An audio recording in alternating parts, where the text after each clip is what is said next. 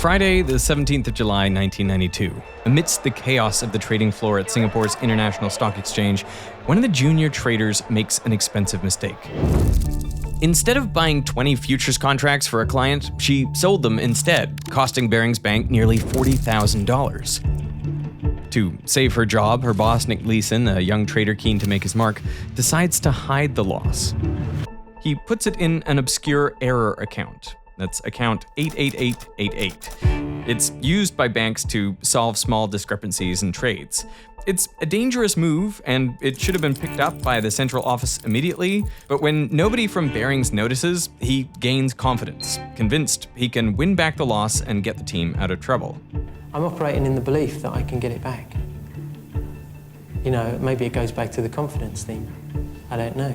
I mean, I'm confident I can get it back at that stage. But Leeson's staggering overconfidence would create a debt of gargantuan proportions and lead to one of the biggest collapses in banking history. It's easy for me to make the case that overconfidence is the most dangerous of the human biases. Overconfidence gets us into all sorts of trouble. It leads us to take risks, make commitments, enter contests, try things that will ultimately fail, sometimes in costly, embarrassing, and dangerous ways. Overconfidence has been implicated in almost every big disaster, from the sinking of the Titanic to the Chernobyl nuclear disaster to the loss of the Space Shuttle Challenger. But overconfidence isn't reserved for just a few reckless individuals. We can all fall victim to it. For example, 93% of us think we are better drivers than the median, which is, of course, impossible. The scale of the problem was identified in some now classic research with a set of simple quiz questions. True or false, Australia is wider than the moon? Oh, I bet they're about the same size. It looks small on a map, but it's huge. Are there more or less stars in the Milky Way than trees on Earth?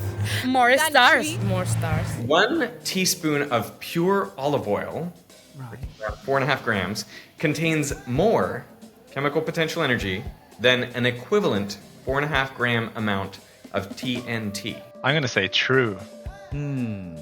Oh no. This feels kind of like a trick question. The energy density of butter is 10 times that of lithium batteries, right? I mean, lithium batteries are rubbish. Everyone's going on about them. Just run your car on butter, I say. True or false, plants are more efficient than the average solar panel at absorbing the sun's energy? Yeah, they must be. Now, these aren't the exact questions from the original research, more on those later, but the specifics don't really matter. The interesting bit is what they asked next. How confident are you that you are right? 100% confident. 100% confident? 100, yes. I think it's true. So I've also got to go 90%. 100%. 100%. 100%? Yeah. I don't think we actually had any expectations. This was very early on in the research on confidence assessment, but we didn't really know what we would find. The results revealed a surprising disparity between how accurate someone thinks they are and how accurate they actually are. When people are 90% certain, they are right only 75% of the time. In fact, we ran our own version of this online and found an even more extreme discrepancy. We asked the Veritasium community a bunch of science questions and then asked how confident they were in their answer. Our results showed that those who were the most confident, describing themselves as 91 to 100% sure, were only correct 51% of the time. Since the original research, these results have been replicated again and again in all areas from general knowledge to motor skills. And it affects everyone, even experts. I have a paper where we analyze the survey of professional forecasters. These are chief economists at various corporations and banks who are invited to forecast the state of the economy on a quarterly basis. We find that they are, on average, too sure that they know what's going to happen. So they, on average, say there's something like 53% sure they have correctly predicted what's going to happen to inflation, for instance, and they are right like 23% of the time. How well what you think you know matches with what you actually know is called your calibration. So if you're perfectly calibrated and say 80% confident, you should be right 80% of the time. But most of us are not well calibrated. 100%. 100%? Yeah. There are 200 billion stars in the Milky Way. But there are 3 trillion trees on Earth. 100% confident? 100, yes. False! Most of the time, being overconfident isn't a huge issue. But for Nick Leeson, the stakes soon became very high. Leeson's plan to recover his team's loss was to bet that the Japanese stock market would go up, so he went long on the top 225 companies in Japan, the Nikkei 225. Ever since the Japanese asset price bubble peaked 2 years previously, the Nikkei had been dropping from 38,000 to 16,000. And he was confident the market would soon bottom out and start rising. But it continued to fall. Over the next few weeks, it dropped to a low of 14,000. And the whole time, Nick was betting the wrong way with ever bigger and riskier bets. He would double down, betting double his losses so the next win would bring him back above water. This strategy should work when the next win comes along, but the market collapse was unrelenting, and his losses ballooned from $40,000 to around $3 million. In spite of this, Leeson remained confident. And eventually his luck turned around. In the spring of 1993, the market rebounded up to 20,000, and by the summer, that account was back in credit. Leeson goes out to celebrate that weekend, drinking and dancing on tables, finally free of the hole he had dug himself into. But on Monday morning, he made another trading error on the futures market, a damaging loss that Leeson didn't want to admit, so he put the loss back into account 88888, confident that if he got out of the previous one, he could do it again. He began making risky trades to try to recover that initial loss, and as the losses mounted in the 5/8 account, it became harder and harder to make new trades to cover the last loss. By the end of 1993, his losses exceeded $30 million. Leeson is obviously an extreme example, but this tendency to overestimate our abilities is something we all share. So the question is why? The obvious explanation that a lot of people default to, that is, we want to feel good about ourselves and pretend like we're well informed, that we enjoy enormous satisfaction from being able to say, I know, or even better, I told you so. And so we pretend to ourselves and others that we know when we don't. That is the motivated, egocentric version of an explanation for excessive faith in our own judgment. Reichelt had faith in the idea, if nothing else. But what if it's something more uncomfortable? Stupidity. Franz Reichelt was a tailor with no formal scientific or engineering training, but he was obsessed with solving the problem of aviation safety. He spent months designing a parachute suit, which repeatedly failed during testing. But he became convinced the issue was that he didn't have enough height for it to work. So in February 1912, he took it to the Eiffel Tower, and rather than using a dummy to test it, he jumped himself. Tragic, but also really dumb. Do you recognize this graph? Like Dunning-Kruger graph. Are you confident that this is the actual Dunning-Kruger graph? Not at all. In fact, I think that this is not the Dunning-Kruger graph. I think that this is a bit of a communication trick. This is what people call the Mount Stupid curve, which will pop up if you search for the Dunning-Kruger effect into Google Images. As far as I understand it, it's an effect that says that when you know very little about it, your confidence is high. And as you know more about it, your confidence sinks until you become a master at it. But I think that the actual result was like a little bit more fuzzy than this. It was. This graph doesn't actually show the Dunning-Kruger effect. It's just a meme that resonates with a lot of people, and it became conflated with the effect. In their original research, Dunning and Kruger tested people on tasks like grammar, logic, and humor, and then they asked participants to estimate how well they performed. That produced this curve. You can see that those who performed worse had the largest mismatch between their confidence and performance. They were the most overconfident. Those who performed the best were actually slightly underconfident. This suggests that overconfidence may be linked to how much we know. Those who know less think that they know more than they do. But to me, this effect looks a little like a statistical artifact, because while I was doing my PhD, I asked students some physics questions, and I also asked for their confidence in their answers. And when I looked at the results, accuracy spanned the full range from nearly 0% to 100%. But confidence varied over a much narrower range. All the scores were roughly in the middle. This meant that poor performers were the most overconfident, and the highest performers were actually slightly underconfident. This is exactly what Dunning-Kruger found. So maybe overconfidence isn't entirely due to how much we know, but also because most of us express at least kind of middle-of-the-road confidence. But there is another factor at play here, which is how much information our brains are capable of processing. Monday, the 27th of January, 1986. It's 5:45 p.m. at the Kennedy Space Center in Cape Canaveral, and the engineers from Morton Thiokol, who made the Challenger space shuttle's rocket boosters, make an emergency conference call. They've just seen the weather forecast, predicting temperatures overnight will plummet to 25 degrees Fahrenheit, far colder than any previous shuttle launch. They know the rubber O-rings that seal joints in the boosters become less flexible in the cold, but have just a few hours to gather data, create charts, and present their case. Over the next 6 hours, the engineers present 13 charts with data on O-ring temperature, hot gas erosion, joint rotation, and more. But the data is scattered, incomplete, and not synthesized into a clear narrative. They'd never tested below 53 degrees Fahrenheit, so NASA managers were trying simultaneously to track historical O-ring data, erosion patterns, joint dynamics, seal resiliency, pressure differentials, and more. No single chart told the whole story, so overwhelmed by seemingly contradictory data and confident that their rocket boosters were safe, Thiokol management overruled their own engineers and approved the launch. At 11:38 the next morning, 73 seconds after launch, all 7 crew members were killed.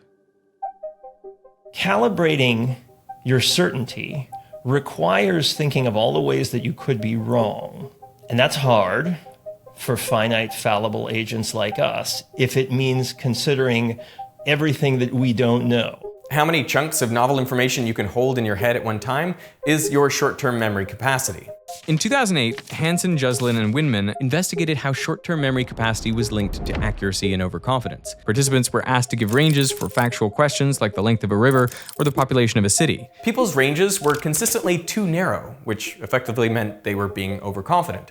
And those who had worse short-term memory were more often wrong and more likely to be overconfident. Another study conducted by Conti in 2023 asked participants to keep sequences of letters in their mind while they judged their own performance.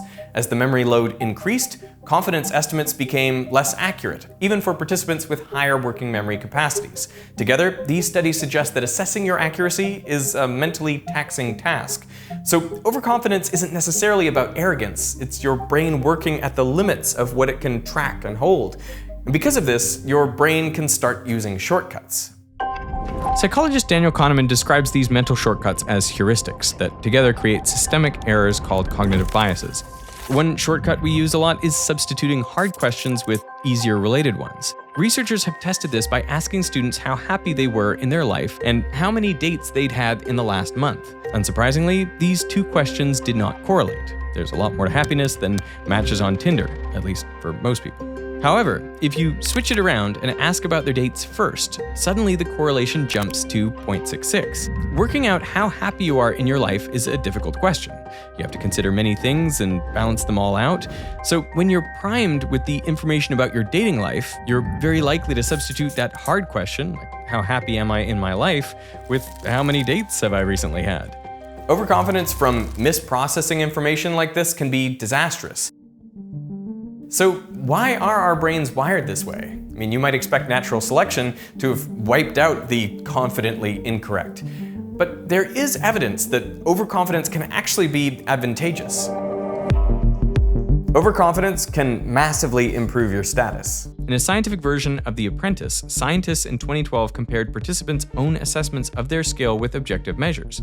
They placed them in group tasks to see who was chosen as a leader and whose ideas influenced the group, tracking status over multiple sessions and assessing whether the desire for status led participants to exaggerate their abilities. The results were clear. Overconfident individuals were more likely to lead, assert themselves, and maintain influence, even when their actual abilities were mid. And the evidence certainly shows people react better to confident individuals. Using an fMRI, researchers at the University of Sussex measured brain activity of people after hearing unconfident versus confident advice.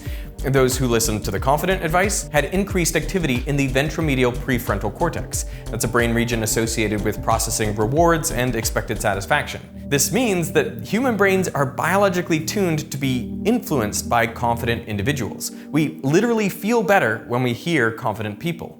But recognizing that dynamic highlights a potentially problematic incentive for anyone who's contending for positions that they want. People who express more confidence in employment interviews or political campaigns, for instance, do earn the confidence of interviewers and potential voters, even if they're being overconfident. They can't actually deliver. They don't actually know the answer, but they can talk a good line to impress others, even if they can't ultimately deliver on those grand assertions. They know the audience will place more faith in them if they express confidence. Well, they should express maximal confidence. Leeson knew this, and he took advantage of it. While he was secretly racking up huge losses in the infamous 5/8 account, he was publicly posting huge profits, and everyone believed the illusion. They come in and they don't test any records. So I can't be happier. They didn't test one record. As Leeson's hidden losses mounted, he requested huge sums from head office to keep doubling down, up to $5 million at a time. Baring's management, barely understanding futures and believing in their star trader, they granted his requests and continued to grant future requests. Every day that I make one of these requests for additional money, I never expect it to come. I expect somebody to say, look, Nick, what the hell's going on? By autumn 1994, the account was nearly $260 million in the red. To mask this, Leeson began buying futures from himself, inflating his perceived profits further. At Cymex's 10th anniversary in September, Barings received 2 awards, largely credited to Leeson. In December, he was flown to New York, seemingly responsible for $44 million in Barings' turnover that year. Some traders raised doubts that these kinds of profits could be made from the low-risk trading he was supposed to be doing, but management's faith in Leeson's talent was unshakable, and they dismissed these concerns. Baring's overconfidence in Leeson and Leeson's overconfidence in himself would be the bank's downfall. The figures are so big it seems like the ultimate confidence trick. But there's a partial explanation for the delusion on both sides. Leeson's and Baring's overconfidence was amplified by the complexity and unpredictability of the market and the trades he was making. It's sort of an issue of feedback. In a controlled environment where there are clear rules and guaranteed outcomes, like in a chess match, there is clear feedback on whether decisions are good or bad. With reliable feedback, professional chess players are able to learn to make better decisions with more accurate confidence. But in a noisy environment where there is rarely consistent or timely consequences for predictions, this feedback is unreliable. Whether our confidence is accurate or misplaced is increasingly hard to judge, even amongst experts. It's especially problematic for political pundits. This is going to be a landslide. I think Romney's going to win by quite a bit. So right now we have Hillary's about a 75 or an 80% favorite. For example, prior to 2024, political analyst Alan Lichtman had accurately predicted the winner of 9 of the 10 previous US presidential elections, using his 13 keys to the White House method. Using the same strategy in 2024, he predicted that Kamala Harris will be a precedent-breaking president. And look what happened. Is this crazy? He attributed his miscalculation to the spread of disinformation that misled the electorate. This noisy environment made it difficult to discern key issues like the actual state of the economy. Similarly, the feedback Leeson had received was inconsistent. He was making some bad trades, but he had also won it all back before, and this significantly clouded his judgment, amplifying his overconfidence. By 1995, Leeson's losses were in the hundreds of millions, and Barings had unwittingly sent him $1 billion. For a bank with around $700 million in capital base, they were legally only allowed to lend around a quarter of that. But no one questioned it. They were all blinded by his apparent success. At this point, his positions were so big, he estimates that he was probably half of the entire Nikkei futures market. So all he could do was buy himself some time and hope that the market went his way. And for a while, it worked. The economy was stable and he couldn't see anything on the horizon that would change this. But then, disaster struck. Japan is tonight in a state of mourning and of shock. On the 17th of January 1995, the Great Hanshin earthquake struck Japan, 20 kilometers from the city of Kobe. With a magnitude of 6.9, it devastated the city. which was one of Japan's key ports. This devastation spread to the stock market. The Nikkei index plunged 1,055 points. Leeson, attempting to double down again, risked even more money. He bet heavily that the Nikkei would make a rapid recovery, but it didn't. And in the end, in today's money, Leeson had lost $2.8 billion. On the 23rd of February, Leeson went on the run. And 3 days later, Barings, one of the oldest and most trusted banks in the world, collapsed. Overconfidence was at least partially to blame for its downfall. Realizing the walls were closing in, Leeson fled to Malaysia and then Thailand. But his escape was short-lived. He was eventually arrested in Germany and extradited to face justice, marking the end of a spectacularly destructive gamble. He was just 28 years old. Now, we don't all bring down banks, but we are all vulnerable to overconfidence. In a complex world with unclear, noisy feedback where our brains are overwhelmed, a set of simplistic biases can take over. And we all too often end up thinking we know more than we do. So what can we actually do about this? I try to get better at calibrating my confidence judgments by keeping track and keeping score. So when a colleague asks me, how long is it going to take you to get me comments on this paper draft we're working on? I don't promise I'll do it by Friday. I'm much more likely to say something like, I think there's a 60% chance I can get you comments by Friday. They'll often react with a quizzical look or a laugh. Well, practicing and being aware of our calibration is the obvious way to improve, but so is being intellectually humble. I think that the best medicine for overconfidence is not so much information as feedback. And I get plenty of that. Though I think people are right that sometimes I do have a little bit of overconfidence. If we want to become more accurate, we should capitalize on the wisdom of the crowd by listening more to others. In particular, we should listen to people who disagree with us. Understanding the best arguments of your critics, understanding what information those who disagree with you have that you lack, is very helpful for making better decisions. The best calibrated people aren't those who know the most, it's those who know what they don't know. So true wisdom lies not in being certain, but in knowing the limits of your own certainty. And that's an idea that's inspired our latest project. All those questions I asked. These are good questions. Well, they come from a new board game that we've made. It's called Elements of Truth. The game contains over 800 fascinating science trivia questions with a twist. The number of points you win on each question depends on how confident you are. You can bid any number from 1 to 10. If you're not sure, you can play a low number, or you can try to follow the lead of someone else who you think should know the answer. We've tested this game with scientists, teachers, and students, and what we've found is that it regularly leads to discussions that go way beyond the initial questions. The core game comes with 200 questions that cover all aspects of science, and there are 5 additional packs on specific topics like physics, technology, engineering, and astronomy. Plus, there's a Veritasium pack on concepts covered in many of our most popular videos. We're launching the game through Kickstarter to give you the opportunity to shape it with us. Over the next month, you'll be able to submit questions for a special community pack. This is your chance to etch your name into Veritasium history with a credited question in the game. To reserve your copy and get involved, use this QR code or the link in the description to head over to Kickstarter. It is only because of you that I've been able to make this channel and this game, so as always, I want to thank you for your support, and thank you for watching.